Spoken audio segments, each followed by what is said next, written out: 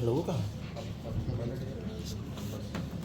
ऐसे बनाओ तो देखो मेरे तरफ सब आ जाए।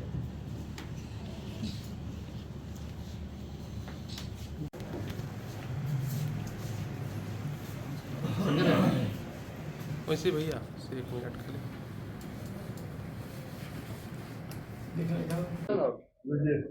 अरे मेरे में आ जाएगा। पहले पीसी कर लो, हो जाता है ठीक है। एक सेकंड ठीक है। नो हाँ, क्या मामला है सर? कल रात्रि में एक वांछित अभियुक्त जिसका नाम कारू यादव है, जो कि लोधीपुर गांव खुसरूपुर का रहने वाला है, उसकी गिरफ्तारी के लिए एसडीपीओ फतुहा के नेतृत्व में टीम बनी और उसके गिरफ्तारी के लिए हम लोगों ने छापामारी की।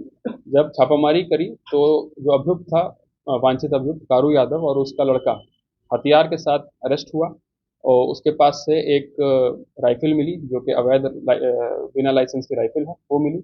उससे पूछताछ के क्रम में हम लोगों ने पता किया कि ये राइफल उसने किससे लिया है। तो पूछताछ से हम लोगों को मालूम पड़ा कि वहाँ पे फतुहा अनुमंडल अंतर्गत जो हथियार सप्लाई करते हैं, जो सप्लायर्स हैं, उनके बारे में हम लोगों को मालूम पड़ा।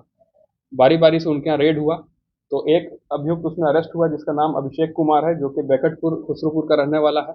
उसके पास से एक हथियार बरामद हुआ जो कि देसी पिस्टल है और एक देसी पिस्टल है। उससे उससे हमने सब पूछताछ किया कि ये उसने कहाँ से खरीदा है या कहाँ से उसने लिया है। तो एक और सप्लायर का नाम बताया जिसका नाम झूलन कुमार है, जो कि फतुहा थाना अंतर्गत कोल्हर गांव का रहने वाला है।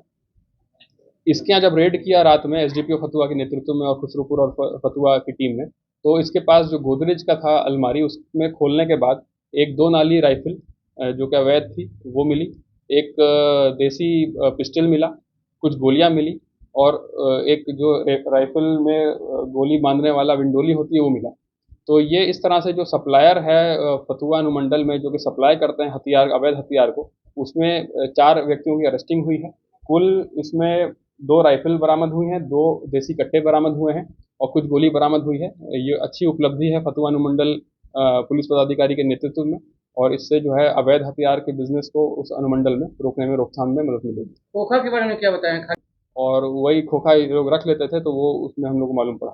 ये लोग खुद बनाते थे सर कि ये कहीं से खरीद के लाकर बेचते थे? नहीं, ये लोग खुद नहीं बनाते थे, ये लोग सप्लायर थे। इनके बारे में हमने पूछताछ किया है कि लोग कहाँ से लाते हैं, तो हम लोगों को इन्फॉर्मेशन मिली है। अभी हम लोग उस पर रेड कर रहे हैं और अगर सफलता मिलती है तो आप लोगों को बताया जाएगा। ग्राहक कहाँ से लाते थे? ग्राहक कहाँ से ये लोग खोज करके लाते थे? ग्राहक इन लोगों के, क्योंकि ये लोग खुद गांव में अपने उसी गांव के रहने वाले हैं और इन लोगों के संपर्क काफी लंबे समय से लोग काम कर रहे थे, तो इनके संपर्क अच्छे खासे हो गए हैं।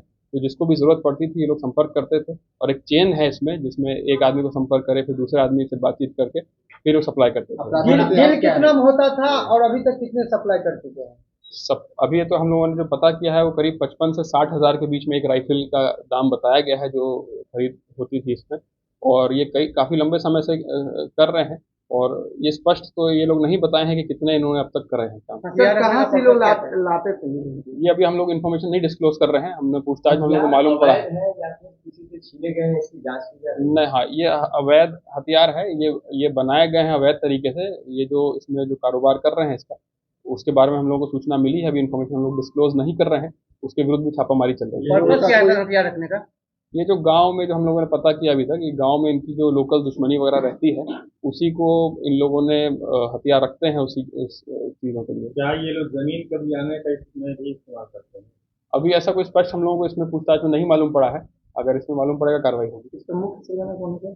इसमें अभी जो मालूम पड़ा है वो झूलन कुमार है और फुज्जू, ये है कोल्हर गांव का रहने वाला फतुहा का। यही डील करता था अलग अलग जगह से जहां से हथियार बनता था और इसी के माध्यम से अन्य लोगों से संपर्क करते हुए, चेन बनाते हुए इसका ये लोग हथियार सप्लाई करते थे।